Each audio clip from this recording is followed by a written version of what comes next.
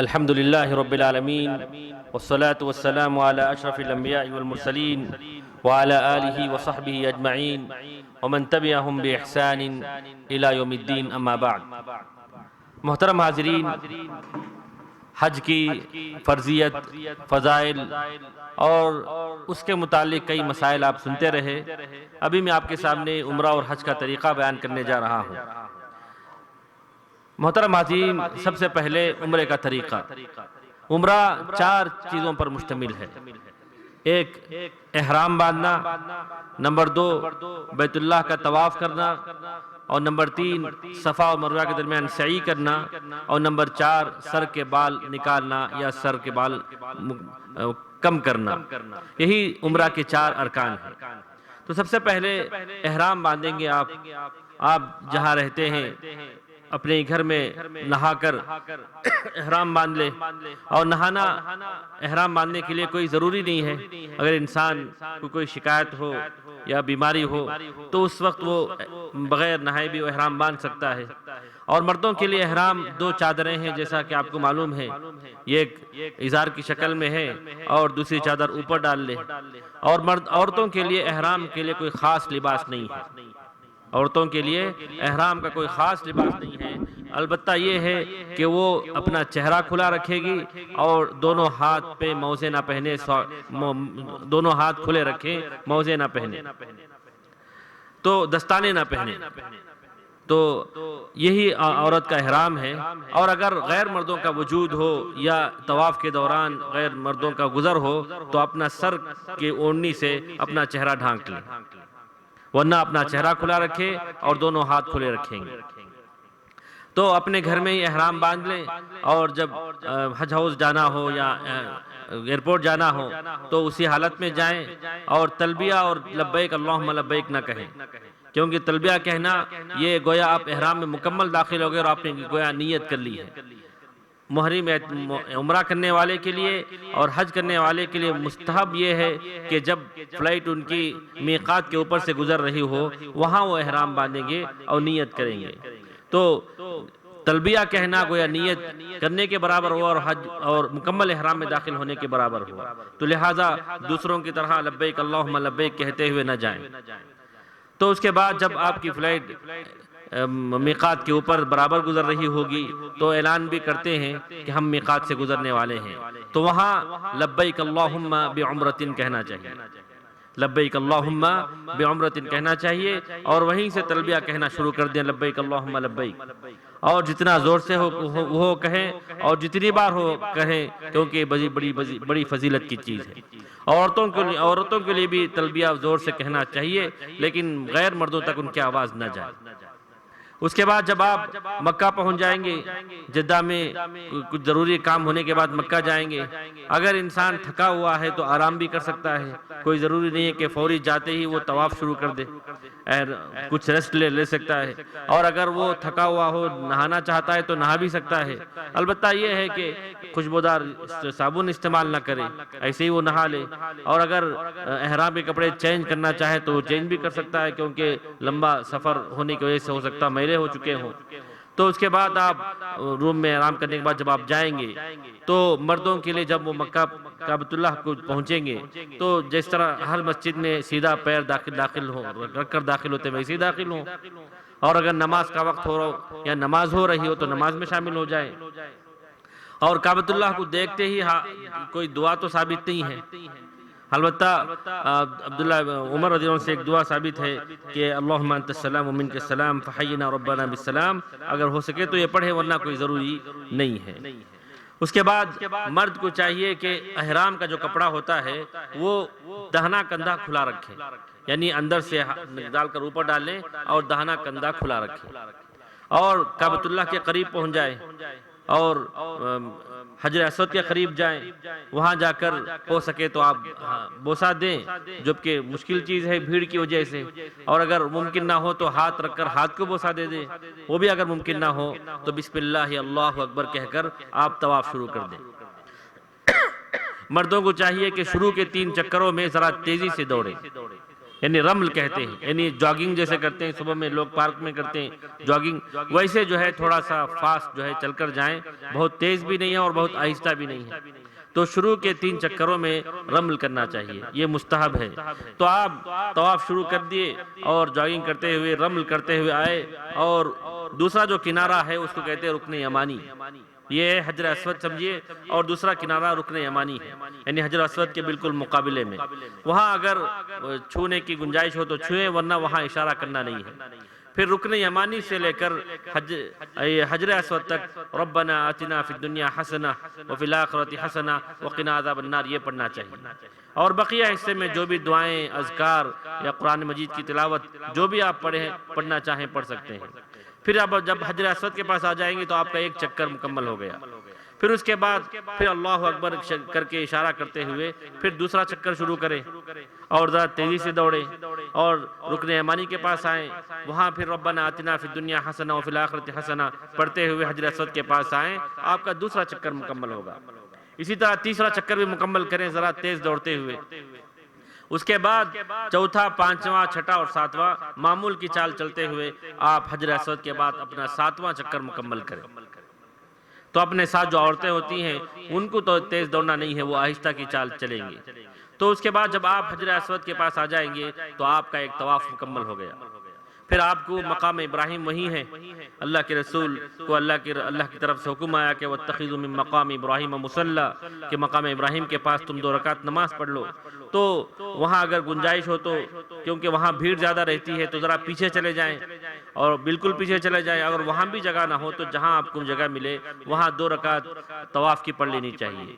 مستون یہ ہے کہ پہلی رکعت میں قل یا ایھا الکافرون اور دوسری رکعت میں قل ھو اللہ احد پڑھ لیں۔ پھر اس کے بعد 2 رکعت پڑھنے کے بعد مستون یہ ہے، اللہ کے نبی صلی اللہ علیہ وسلم زمزم کے کنویں کے پاس گئے تھے۔ زمزم کا کنواں تو اب نظر نہیں آتا، آج سے 15-20 سال پہلے تو ہم جب دیکھے تو ہم نے اپنے آنکھوں سے دیکھا تھا کنواں، اب تو وہاں پورا بند ہو گیا ہے۔ تو خیر جہاں نل لگے ہوئے وہاں جائیں، زمزم پئیں، اور اللہ کے نبی صلی اللہ علیہ وسلم نے کچھ زمزم کا پانی اپنے سر پہ بھی ڈال لیا تھا۔ تو زمزم پی لیں تو آپ کا یہ طواف مکمل ہو گیا۔ اس کے بعد پھر آپ تیسری چیز باقی رہ گئی سعی۔ سعی کرنے سے پہلے بھی حجر اسود کے پاس آنا، بوسہ دینا یہ مسنون ہے، اور اگر بوسہ نہیں دے سکتے تو اشارہ کر دیں۔ اس کے بعد پھر صفا کی پہاڑی پر جائیں، وہاں جاتے ہوئے ان الصفا والمروۃ من شعائر اللہ پڑھتے ہوئے جائیں، اور اللہ کے وسلم نے کہا کہ اللہ نے پہلے صفا کا تذکرہ کیا ہے تو میں پہلے صفا کی پہاڑی پر چڑھوں گا۔ تو صفا کی پہاڑی پر جائیں، وہاں جا کر کعبے کی طرف منہ کر لیں، وہاں سے کعبہ اچھی طرح نظر آتا ہے، آج کل جو بلڈنگ بنی ہوئی ہے تو وہاں کعبے کی طرف منہ کر لیں، اور وہاں چڑھ کر لا الہ الا اللہ اکبر اللہ اکبر اللہ اکبر لا الہ الا اللہ وحدہ لا شریک لہ لہ الملک ولہ الحمد وہو علی کل شیء قدیر لا الہ الا اللہ وحدہ لا شریک لہ انجز وعدہ ونصر عبدہ وہزم الاحزاب وحدہ۔ یہ دعا 3 مرتبہ پڑھیں، دعا نہیں یہ ذکر 3 مرتبہ پڑھیں۔ پہلی مرتبہ آپ پڑھیں گے، اس کے بعد دعائیں کریں، جو بھی آپ دنیا اور آخرت کی بھلائی اللہ سے مانگنا ہو مانگیں۔ اس کے بعد پھر اس کو پڑھیں، یعنی اللہ اکبر اللہ اکبر اللہ اکبر لا الہ الا اللہ وحدہ لا شریک لہ جو میں نے پڑھا اس کو پڑھیں۔ اس کے بعد پھر دعائیں کریں، اس کے بعد پھر اس ذکر کو پڑھیں۔ تو ذکر 3 مرتبہ اور دعائیں 2 مرتبہ ہوں۔ اس کے بعد پھر وہاں سے صفا کی پہاڑی سے اتریے اور معمول کی چال چلتے ہوئے اس کے بعد جہاں گرین لائٹس آئیں گے وہاں آپ کو تیزی سے دوڑنا ہوگا۔ مردوں کو چاہیے کہ جتنی تیزی سے وہاں دوڑ سکیں دوڑیں، اور جہاں گرین لائٹس ختم ہو جائیں وہاں تیزی ختم کر کے معمول کی چال چلتے ہوئے جائیں۔ اور جب آپ مروہ پہنچ جائیں گے تو مروہ کی پہاڑی پر جائیں اور قبلے کی طرف منہ کر لیں، وہاں سے تو کعبہ نظر نہیں آتا ہے کیونکہ دیواریں آ گئی ہیں۔ وہاں پہنچ کر بھی سب سے پہلے اللہ اکبر اللہ اکبر اللہ اکبر لا الہ الا اللہ وحدہ جو ذکر ہے پڑھیں، پھر دعائیں کریں، پھر ذکر پڑھیں، پھر دعائیں کریں، پھر ذکر کر کے آپ پھر وہاں سے اتر جائیں۔ تو آپ کا ایک چکر مکمل ہو گیا صفا مروہ کے درمیان کی سعی کا۔ اس کے بعد پھر آئیں، معمول کی چال چلتے ہوئے آئیں، جہاں گرین لائٹس ہوں وہاں تیزی سے دوڑیں، جہاں ختم ہو جائیں وہاں تیزی ختم کر کے پھر معمول کی چال چلتے ہوئے صفا کی پہاڑی پر کھڑے ہو جائیں اور قبلہ رخ ہو کر وہی کام کریں جو اس سے پہلے آپ نے کیا تھا۔ تو آپ کے 2 چکر مکمل ہو گئے۔ پھر صفا سے پھر مروہ گئے، تیسرا ہوا، پھر مروہ سے پھر صفا آئے، چوتھا، پھر صفا سے مروہ گئے، 5واں ہوا، پھر مروہ سے صفا آئے، 6واں، پھر صفا سے مروہ گئے، 7واں چکر ہوتا ہے۔ تو 7واں چکر آپ کا مروہ پر ختم ہوگا۔ بعض لوگ جانے اور آنے کو ایک شمار کرتے ہیں، جبکہ جانے کو ایک اور آنے کو دوسرا ویسا شمار ہونا چاہیے۔ اس کے بعد آخری مرتبہ جب مروہ پر کھڑے ہوں گے تو وہاں جائیں، کافی ہو گیا، تو آپ کی یہ صحیح مکمل ہو گئی۔ اس کے بعد کوئی نماز نہیں ہے۔ اس کے بعد چوتھا عمل رہ جاتا ہے سر کے بال نکالنا۔ اگر حج کے ایام بہت قریب ہیں تو آپ جو ہے سر کے بال نکالنے کم کر لیں، اور اگر بہت دور ہیں، 1 مہینہ ہے، 20-25 دن ہیں، سر کے بال نکل سکتے ہیں تو سر مونڈ لینا بہتر ہے، سارے بال نکال دینا چاہیے۔ اور عورتوں کو ہر چوٹی میں سے 1 پور برابر بال نکال دینا۔ بس یہ 4 عمل کر لیں گے تو آپ کا یہ عمرہ مکمل ہو گیا۔ تو سب سے پہلے احرام، اس کے بعد مکہ پہنچ کر کعبۃ اللہ کا طواف، اور نمبر 3 صفا مروہ کے درمیان سعی، اور چوتھا سر کے بال نکالنا یا سر کے بال مکمل مونڈ لینا۔ یہ 4 کام یہ عمرے کے ہو گئے۔ اس کے بعد آپ جائیں کمرے کو، نہانا ہے نہا لیں، آپ آرام دوسرے کپڑے جو معمول کے کپڑے پہن لیں، جیسے آپ یہاں رہتے تھے ویسا آپ رہیں، لیکن مقدس زمین کا احترام کرتے ہیں وہاں آپ کو رہنا ہوگا۔ آپ ہر وہ کام کر سکتے ہیں جو عام آدمی کے لیے جائز ہے۔ اس کے بعد جب حج کے ایام شروع ہوں گے، یہ 8 ذی الحجہ کو حج کے ایام شروع ہوتے ہیں۔ 8 ذی الحجہ کو حاجی کو کیا کیا کام کرنے ہوتے ہیں؟ بڑے کام یہ کہ آپ کو مینا جانا ہوگا، پھر مینا کے بعد سے مزدلفہ جانا ہوگا، پھر وہاں سے عرفات جانا ہوگا، عرفات سے مینا آ کر پھر وہاں 2 دن رک کر آپ رہیں گے تو آپ کا حج مکمل ہو گیا۔ تو سب سے پہلے آپ کو 8 ذی الحجہ کو اپنے ہی روم میں غسل کر کے احرام باندھ لینا ہوگا۔ اپنے ہی روم میں غسل کر کے احرام باندھ لیں۔ اور احرام کی جو سنتیں ہیں کہ احرام کی نیت، حج کی نیت یا عمرے کی نیت کرنے سے پہلے جسم میں خوشبو لگانا سنت ہے، سر میں تیل لگانا سنت ہے، یہ سنتیں آپ ادا کر لیں، کپڑوں میں نہ لگائیں، اور خاص طور پر نیت کرنے کے بعد تو لگانا حرام ہے، خوشبو لگانا، تیل لگانا منع ہے۔ تو نیت کرنے سے پہلے جسم میں خوشبو لگانا، سر میں تیل لگانا یہ مسنون عمل ہے۔ اس کے بعد قبلے کی طرف رخ کر کے کھڑے ہو جائیں اور حج کی نیت کریں اپنے ہی روم میں، جہاں آپ رہتے ہیں، عزیزیہ میں رہیں یا مکے کے قریب کہیں بھی رہیں، تو وہاں اپنے ہی روم میں کھڑے قبلے کی طرف رخ کر کے کھڑے ہو جائیں اور حج کی نیت کریں، لبیک اللہم بحجۃ، لبیک اللہم بحجۃ۔ تو یہ حج، اور ہندوستان سے جتنے حجاج جاتے ہیں سب حج تمتع ہی کرتے ہیں، یہ حج تمتع ہے، یعنی حج تمتع میں پہلے عمرہ، اس کے بعد حلال ہو جاتے ہوں، اس کے بعد پھر حج کرتے ہیں۔ تو 8 ذی الحجہ کو اپنے روم میں غسل کر کے آپ نے احرام باندھ دیا اور وہیں آپ نے نیت کر لی، اسی وقت سے لبیک اللہم لبیک کہنا شروع کر دیں، لبیک اللہم لبیک، اللہ اکبر، لا الہ الا اللہ سبھی کہہ سکتے ہیں، سارا کامل اور سارے اذکار وہاں پڑھنا شروع کر دیں۔ اس کے بعد وہاں سے مینا چلے جائیں، اپنے ہی روم سے سیدھا مینا نکل جائیں، مکے سے مینا تقریباً 3 کلومیٹر کا فاصلہ ہے، تو وہاں سے مینا جائیں گے۔ مینا جا کر یہ کب کریں گے؟ 8 ذی الحجہ کو صبح سورج طلوع ہونے کے بعد یہ سب کام کر لیں گے، اور ظہر سے پہلے مینا پہنچ جائیں گے، چاہے چل کر جائیں یا ٹیکسی کے ذریعے جائیں یا آپ کے معلم آپ کو بسوں کے ذریعے لے جائیں، ظہر سے پہلے مینا پہنچ جائیں، وہاں جا کر ظہر کی 2 رکعت امام کے ساتھ نماز پڑھ لیں۔ اگر مسجد میں وہاں جگہ نہیں ملے تو اپنے ہی ٹینٹ میں چند لوگوں کو جمع کر کے آپ جماعت بنا لیں اور 2 رکعت پڑھ لیں۔ بعض لوگ ہوتے ہیں وہاں یہ بحث چھیڑ دیتے ہیں کہ 4 رکعت پڑھنا چاہیے ہم کو، کیونکہ ہم مسافر نہیں ہیں، ہمارے آئے ہوئے 1 مہینہ ہو گیا۔ ان باتوں میں نہ جائیے، مینا میں، مزدلفہ میں اور عرفات میں جو نمازیں پڑھتے ہیں یہ بھی حج کی چیزوں میں سے ہیں۔ اللہ کے وسلم نے بھی ویسے ہی کیا، اور آپ کے ساتھ جو مکے والے تھے انہوں نے بھی ایسے ہی کیا تھا۔ تو لہٰذا مینا میں ظہر کی 2 رکعت وہاں مسجد خیف ہے، بڑی فضیلت والی مسجد ہے، 70 نبیوں نے وہاں نماز پڑھی ہے، وہاں موقع ملے تو پڑھیں، یا جہاں آپ کو موقع ملے وہاں نماز پڑھ لیں۔ ظہر کی نماز، پھر عصر کی 2 رکعت عصر کے وقت، پھر مغرب کی 3 رکعت مغرب کے وقت، پھر عشاء کی 2 رکعت عشاء کے وقت، آپ یہ پڑھ لیں، پھر وتر بھی پڑھ لیں، پڑھ کر آپ وہیں سو جائیں۔ کرنا کیا ہے آپ کو؟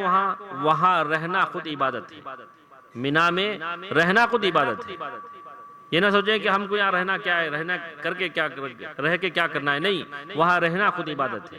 اور وہاں رہتے ہوئے لبیک اللہم لبیک، اللہ اکبر لا الہ الا اللہ، جو بھی آپ کو یاد آئے پڑھتے رہے۔ تو عشاء کی نماز پڑھ کر 7 وتر پڑھ کے آپ وہیں آرام کر لیں، وہیں ٹینٹ ہی میں سو جائیں۔ اس کے بعد جب اٹھیں گے تو 9 ذی الحجہ کا دن ہوگا، یہی یوم عرفہ ہے، وہیں فجر کی نماز پڑھیں گے مینا ہی میں۔ اس کے بعد وہیں ناشتہ واشتہ کر کے سورج طلوع ہونے کے بعد اچھی طرح اگر ہو سکے تو غسل کر لے، کیونکہ عرفہ کے دن غسل کرنا بھی مستحب ہے، تو غسل کر لیں اگر ممکن ہو تو۔ سورج اچھی طرح جب نکل جائے وہاں مینا سے عرفات کی طرف نکل جائیں۔ مینا سے عرفات تقریباً 6 کلومیٹر کا فاصلہ ہے، ذرا لمبا فاصلہ ہے، وہاں نکل جائیں، اور وہاں عرفات پہنچ کر وہاں آپ کا جو ٹینٹ ہے وہاں رہے۔ اس کے بعد ظہر کے وقت ظہر کی اذان ہوگی، اور ظہر کے وقت ہی ظہر اور عصر کی نماز ملا کر 2 رکعت پڑھ لیں گے۔ وہاں مسجد میں جگہ ملے تو مسجد چلے جائیے، مسجد نمرہ میں، ورنہ آپ جہاں رہتے ہیں وہیں کچھ لوگوں کو جمع کر کے آپ ہی نماز پڑھا دیجیے۔ تو ظہر کے وقت ظہر کی 2 اور عصر کی بھی 2 رکعت وہاں پڑھ لی جائے گی۔ یہ نہ سوچیں کہ ہم مسافر ہیں، ہم کو عصر کے وقت آرام سے عصر کی نماز بھی پڑھ سکتے ہیں، یہ سب چیزیں نہیں ہیں۔ اللہ کے وسلم نے کیا، اور آپ نے فرمایا کہ خذوا عنی مناسککم، لوگوں مسائل حج مجھ سے سیکھ لو۔ تو ظہر کی نماز ظہر کے وقت ظہر اور عصر آپ نے پڑھ لی۔ اس کے بعد اللہ کے نبی صلی اللہ علیہ وسلم قبلے کی طرف رخ کر کے کھڑے ہو گئے اور دعاؤں میں مشغول ہو گئے۔ کھانے ہونے سے فارغ ہو کر آپ دعاؤں میں اور عبادت میں مشغول ہو جائیں، اور یہ بڑا اہم دن ہے، اور اس دن کا اہم ذکر ہے لا الہ الا اللہ وحدہ لا شریک لہ لہ الملک ولہ الحمد وہو علی کل شیء قدیر بکثرت پڑھتے رہیں، اور ساتھ میں تلبیہ بھی پڑھتے رہیں، اور اللہ تعالیٰ سے گڑ گڑا کر جو مانگنا ہے مانگیں۔ اور احادیث میں ہے کہ اس دن روزہ نہ رکھنا مستحب ہے، روزہ بھی اللہ کے وسلم نے نہیں رکھا، کیونکہ اللہ کے وسلم جب مینا میں اونٹنی پر سوار تھے، کچھ لوگوں نے کہا کہ آپ روزے سے ہیں، کچھ لوگوں نے کہا کہ روزے سے نہیں ہیں، تو ام عطیہ رضی اللہ عنہ بڑی ہوشیار خاتون تھی، اس نے کہا کہ چلو اللہ کے رسول کے لیے ایک پیالے میں دودھ بھیج دیتے ہیں، اگر وہ پی لیتے ہیں تو لوگوں کو معلوم ہو جائے گا۔ انہوں نے ایسے ہی کیا، اللہ کے رسول نے لوگوں کے سامنے پیالہ دودھ پی لیا، لوگوں کو معلوم ہو گیا کہ آپ روزے سے نہیں ہیں۔ تو روزہ نہ رکھنا مستحب ہے، کیونکہ عبادت کا دن ہے۔ یہ عبادت اور دعاؤں میں مشغولیت کب تک رہے؟ مغرب سے پہلے تک، مغرب سے پہلے تک ان دعاؤں میں مشغول رہیں۔ جب مغرب کا وقت ہو جائے تو مغرب کی نماز پڑھے بغیر عرفات سے نکل جائیں، مغرب کی نماز پڑھے بغیر عرفات سے نکل جائیں۔ عرفات سے نکل کر پھر مزدلفہ آنا ہوگا، یعنی پھر ریٹرن واپس ہوتے ہیں، مزدلفہ آنا ہوگا۔ مزدلفہ پہنچ کر گرچہ عشاء کی نماز کا وقت ہو گیا ہو، وہاں پہنچ کر مغرب اور عشاء کی نماز ملا کر پڑھ لیں گے، مغرب کی 3 اور عشاء کی 2 رکعت۔ یہ 2 نمازیں گرچہ رات کے 9 ہو جائیں 10 ہو جائیں، آپ آ کر پڑھ لیں، اور اگر بہت تاخیر ہو رہی ہو مزدلفہ پہنچتے تو راستے میں ہی آپ پڑھ لیں، تو وہاں مغرب اور عشاء پڑھ لیں، اور اگر موقع ملے تو وتر بھی پڑھ لیں اور وہیں سو جائیں۔ اس کے بعد اللہ کے وسلم نے اس رات کو عبادت بھی آپ نے نہیں کی، آپ سو جائیں، کیونکہ انسان تھکا ہوا رہتا ہے۔ سو کر جب صبح اٹھیں گے، سویرا جلد از اٹھیں گے تو یہ 11 تاریخ ہوگی، 10 تاریخ ہوگی، یعنی ذی الحجہ کی 10 تاریخ ہوگی، یہ یوم النحر ہے، یہ بھی بڑا اہم دن ہے۔ تو 10 تاریخ کو آپ وہاں فجر کی نماز وہاں مزدلفہ میں پڑھیں گے، فجر کی نماز وہاں پڑھنا چاہیے، فجر کی نماز یا تو امام کے ساتھ پڑھیں، یا جہاں آپ کو موقع ملتا ہو وہاں نماز پڑھ لیں۔ اس کے بعد اللہ کے وسلم قبلے کی طرف رخ کر کے آپ دعاؤں میں لگ گئے تھے، وہیں دعاؤں میں لگ گئے، اور اجالا پھیلنے تک، روشنی پھیلنے تک دعاؤں میں مشغول رہیں۔ عام طور پر لوگ دعاؤں کے جو اوقات ہیں وہاں اس کا لحاظ ہی نہیں رکھتے، صرف وہاں کپڑے سنبھالنے میں اور لگیج باندھنے میں اسی میں رہ جاتے ہیں. ایسا نہ کرے, وہاں فجر کی نماز پڑھنے کے بعد روشنی پھیلنے تک دعاؤں میں مشغول رہیں. اس کے بعد پھر جب اچھی طرح روشنی پھیل جائے, مزدلفہ سے آپ مینا کی طرف نکلیں. مزدلفہ سے مینا تو بالکل بازو ہے, ذرا سا بیچ میں فاصلہ ہے. مزدلفہ سے آپ مینا کے لیے نکل جائیں گے. اس دن 4 اہم کام ہیں. 4 اہم کام 10 ذی الحجہ کو حاجی کو کرنا ہوتا ہے. تو سب سے پہلے وہاں پہنچ کر آپ ٹینٹ میں پہنچ جائیں. مینا میں جہاں آپ کا ٹینٹ ہے وہاں سے آپ جمرات کے لیے جائیں, جہاں کنکریاں مارتے ہیں. جمر عقبہ کو سب سے پہلے ایک ساتھ کنکریاں ماریں. کنکریاں چھوٹی ہوں, زیادہ بڑی نہ ہوں. اللہ اکبر اللہ اکبر اللہ اکبر کہہ کر 7 مرتبہ 7 تکبیرات کے ساتھ اللہ اکبر کہتے ہوئے کنکریاں مار دیں. اس کے بعد یہ پہلا عمل ہو گیا. دوسرا عمل,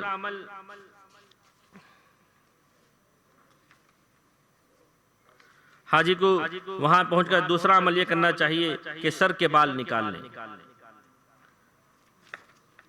ترتیب کا لحاظ رکھے تو اس کے بعد وہ قربانی دینا ہے. قربانی دینا مسنون ہے. اللہ کے وسلم نے وہاں قربانی دیا اور کہا کہ یہی جگہ نہیں ہے جہاں مکہ ہو مینا ہو, پوری جگہ قربانی دے سکتے ہیں, تو قربانی دینا چاہیے. اس کے بعد تیسرا عمل, سر کے بال مونڈنا چاہیے. مردوں کو سر کے بال اس وقت مونڈنا بہتر ہے. اللہ کے وسلم نے دعائیں دی. اللہ کے رسول نے کہا کہ اللہ سر مونڈنے والوں کے لیے مغفرت کر دے. تو لوگوں نے کہا کہ سر کے بال نکالنے والوں کے لیے بھی دعا دیجئے. آپ نے پھر ان مونڈنے والوں کے لیے دعا دی. تو سر کے بال مکمل نکال لینا چاہیے. تو یہ تیسرا عمل ہوا. اور چوتھا عمل یہ کہ آپ یہ تینوں کام یہاں کر کے پھر مکہ چلے جائیں, وہاں طواف افاضہ کر لیں. طواف افاضہ, طواف زیارہ بھی اس کو کہتے ہیں. یہ 4 کام ہیں جو 10 ذی الحجہ کو کرنا ہے. اور اگر ان کاموں میں آگے پیچھے ہو جائے کہ آپ مینا پہنچتے ہی پہلے آپ نے سر کے بال نکال لیے, یا قربانی آپ نے کر دیا, یا مینا سے سیدھے آپ مکہ جا کر طواف کر کے پھر آ گئے, چاروں کام میں آگے پیچھے ہو جائے تو اللہ کے نبی سے پوچھا گیا تو آپ نے کہا کہ افعل ولا حرج, افعل ولا حرج, کہ کرو کوئی حرج کی بات نہیں ہے. تو ترتیب کا اپنانا بہتر ہے لیکن کوئی ضروری نہیں ہے.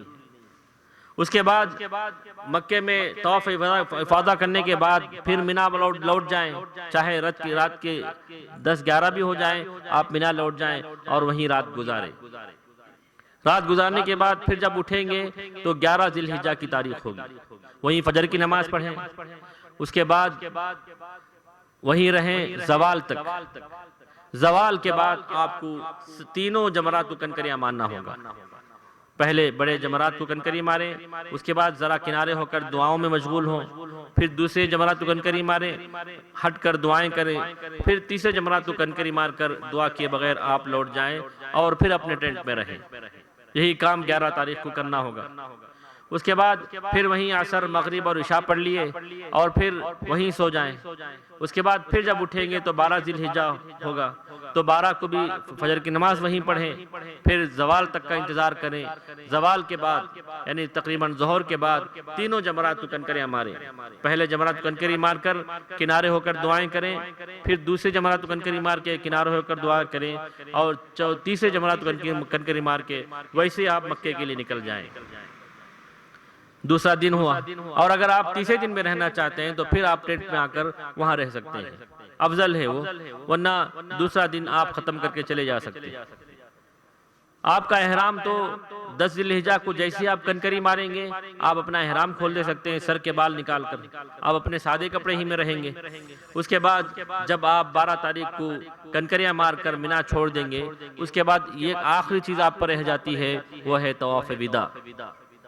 آپ کو گھر لوٹنا ہو تو گھر لوٹنے سے پہلے آپ پر طواف وداع واجب ہے. ہر مرد اور عورت پر واجب ہے, الا کہ کوئی عورت اپنے پیریڈز میں ہو تو ان کے لیے معاف ہے. تو طواف وداع کر لیں اور آپ کا حج مکمل ہو گیا, آپ گھر لوٹ جائیں گے تو حج کے یہ ارکان آپ کے مکمل ہو گئے. تو عمرہ کا طریقہ اور حج کا یہ طریقہ ہے, ان چیزوں کو ادا کر لیں گے اور اخلاص کے ساتھ ادا کر لیں گے اور سنتوں کا اہتمام کرتے ہوئے ادا کر لیں گے, تو اللہ تعالیٰ سے امید ہے کہ اللہ تعالیٰ آپ کے اس حج کو حج مبرور بنائے. اس میں کسی کو کوئی سوال ہو یا کوئی چیز نہ سمجھ میں آئی ہو تو پوچھ سکتے ہیں.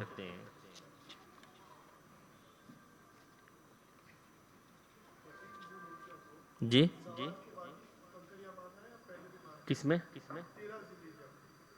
سوال یہ ہے کہ 13 ذی الحجہ کو کنکری زوال کے بعد ماننا ہے یا زوال سے پہلے مان سکتے ہیں؟ زوال کے بعد ہی ماننا ہے. 11 12 اور 13 کو اگر آپ رہتے ہیں تو زوال کے بعد ہی کنکری ماننا چاہیے.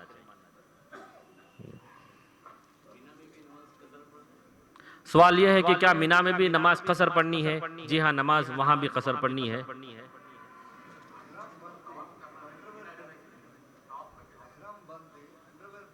سوال یہ ہے کہ احرام باندھتے ہوئے کیا انڈرویئر ہم پہن سکتے ہیں؟ نہیں پہن سکتے.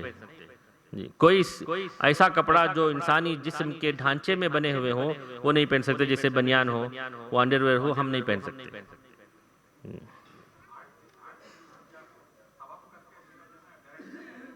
سوال یہ ہے کہ 8 ذی الحجہ کو طواف کر کے مینا جانا ہے یا ڈائریکٹ مینا چلے جانا ہے؟ طواف کر کے نہیں جانا ہے، ڈائریکٹ مینا چلے جانا ہے.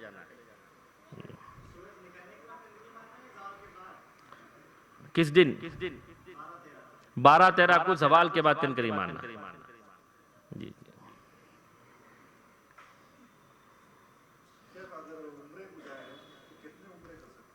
سوال یہ ہے کہ عمرے پہ جائیں تو کتنے عمرے کر سکتے ہیں؟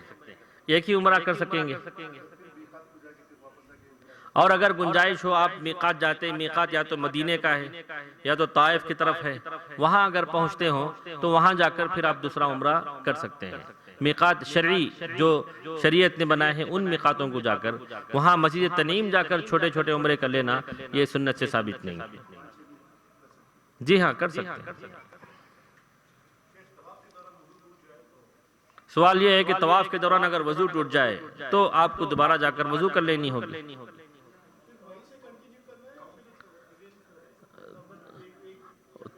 تو اس سلسلے میں اختلاف ہے. بہتر یہ ہے کہ شروع سے آپ کو کنٹینیو کرنا ہے، کیونکہ طواف بھی نمازی کی طرح ہے. البتہ طواف میں گفتگو کرنے کی اجازت ہے، نماز میں نہیں ہے. جس طرح نماز میں اگر آخری رکعت میں بھی وضو ٹوٹ جائے تو پوری نماز دہرانی ہوتی ہے، اسی طرح طواف میں اگر وضو ٹوٹ جائے تو پورا طواف شروع سے کرنا چاہیے. اور اگر طواف کرتے ہوئے نماز کھڑی ہو جائے تو آپ نماز پڑھ لیں جماعت کے ساتھ، پھر جہاں آپ نے چھوڑا ہے وہیں سے مکمل کر لیں. شروع سے کرنے کی ضرورت نہیں ہے. سوال یہ ہے کہ کیا صحیح میں وضو کرنا ضروری ہے؟ جی، صحیح میں وضو کرنا ضروری نہیں ہے. وضو کے ساتھ کر لیتے ہیں بہتر ہے. اگر وضو ٹوٹ جائے تو دوبارہ جا کر وضو کرنے کی ضرورت نہیں ہے. سوال یہ ہے کہ طواف وداع میں کیا صحیح ہے؟ طواف وداع میں صحیح نہیں ہے، صرف طواف ہے. جی، طواف ہر طواف میں 2 رکعت سنت ہے. البتہ طواف افاضہ میں صحیح کے ساتھ کرنا چاہیے.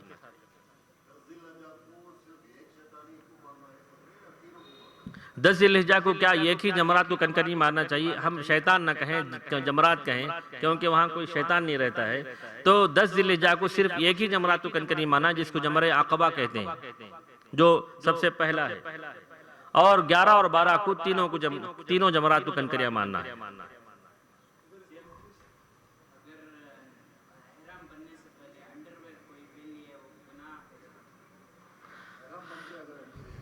جی، اگر کسی نے بھولے سے پہن لیا معلوم نہیں تھا تو اسی حالت میں وہ نکال دے.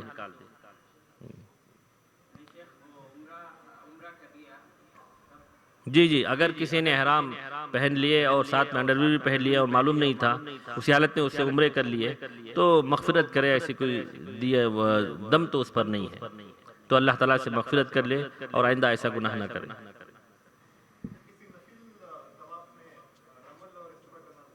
سوال یہ ہے کہ نفل طواف ہم جب کرتے ہیں مکے میں رہتے ہوئے، کیا اس وقت رمل کرنا چاہیے یا اجتباء کرنا چاہیے؟ جی نہیں ہے. صرف طواف قدوم میں جو پہلا طواف آپ کرتے ہیں مکہ پہنچ کر، اسی وقت آپ کو رمل کرنا ہے، اسی وقت آپ کو اجتباء یعنی کندھا کھلا رکھنا ہے. بقیہ جتنے طواف آپ نفل کریں گے کوئی یہ کم نہیں کرنا ہے. جی، بقیہ طواف میں احرام بھی نہیں ہے، خود طواف افاضہ میں احرام نہیں ہے. سوال یہ ہے کہ کیا طواف جتنے بار بھی کر سکتے ہیں؟ بالکل، کتنے بار بھی انسان چاہے کر سکتے ہیں.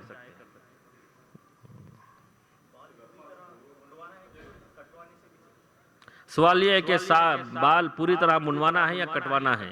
دونوں کر سکتے ہیں، لیکن بہتر سارے بال منوانا ہے۔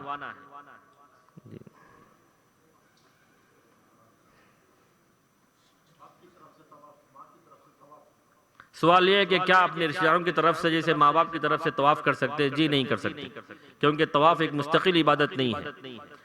البتہ عمرہ اور حج یہ مستقل عبادت ہے، طواف کسی کی طرف سے ہم نہیں کر سکتے، جس طرح نماز ہم کسی کی طرف سے نہیں پڑھ سکتے۔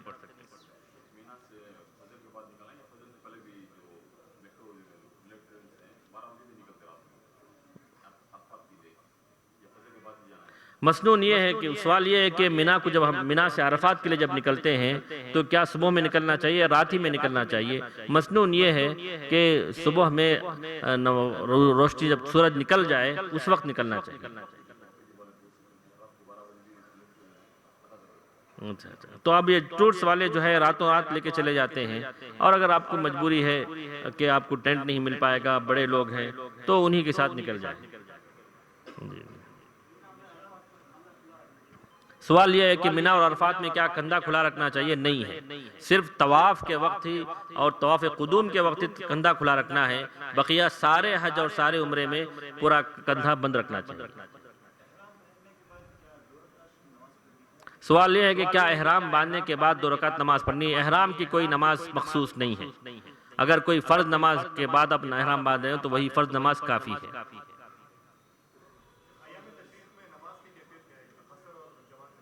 سوال یہ ہے کہ ایام تشریق میں نماز کی کیفیت کیا ہے؟ نماز ایام تشریق میں صرف قصر کے ساتھ پڑھنا ہے، جمع نہیں کرنا چاہیے، یعنی 2 رکعت اپنے اپنے وقت میں پڑھنا چاہیے۔ صرف مزدلفہ اور عرفات میں جمع اور قصر 2 بھی پڑھنا چاہیے، یعنی ظہر اور عصر کو ملا کر 2 رکعت پڑھیں گے۔ مینا میں نہیں، مینا میں ہر نماز اپنے وقت میں پڑھیں گے، لیکن قصر کے ساتھ پڑھیں گے۔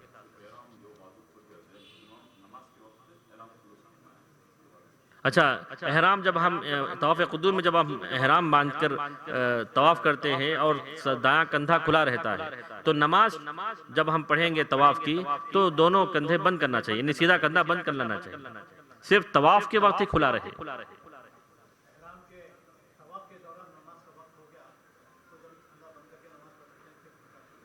سوال یہ ہے کہ طواف کے دوران اگر نماز کا وقت ہو گیا تو کیا کندھا بند کرنا ہے؟ جی ہاں، کندھا بند کر کے نماز پڑھنا چاہیے، پھر اس کے بعد کھول کر طواف مکمل کر لینا چاہیے۔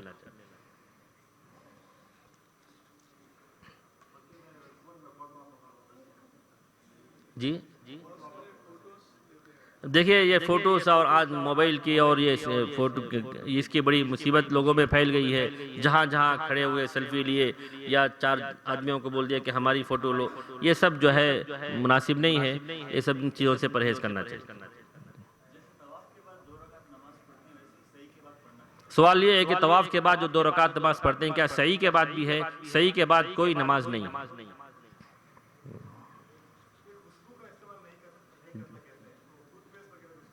سوال یہ ہے کہ خوشبو کا استعمال نہیں کرنا چاہیے تو کیا ٹوتھ پیسٹ کا استعمال کر سکتے ہیں؟ جی کر سکتے ہیں، کیونکہ ٹوتھ پیسٹ جو ہے عرف میں خوشبو کے لیے تو استعمال نہیں کرتے، وہ تو منہ کی صفائی کے لیے استعمال کرتے ہیں۔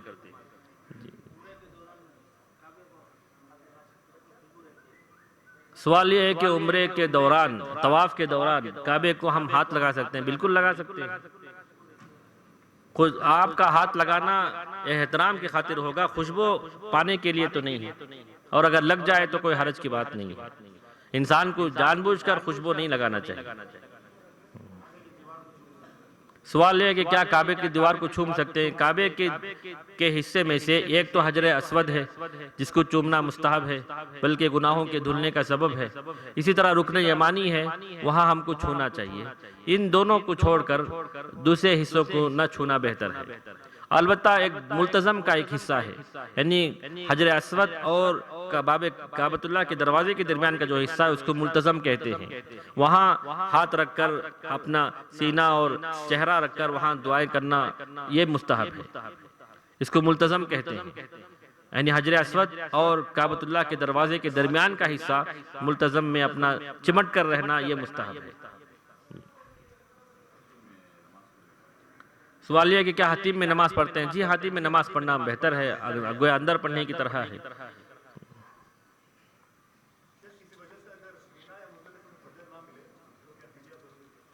سوال یہ ہے کہ کسی وجہ سے اگر مینا یا مزدلفہ میں فجر کی نماز نہ ملے، نہیں، فجر کی نماز مزدلفہ پڑھنا میں تو ضروری ہے، بعض علماء نے تو اس کو رکن کہا ہے، مزدلفہ میں فجر کی نماز پڑھنا، اگر مینا میں چھوٹ جائے تو کوئی حرج کی بات نہیں۔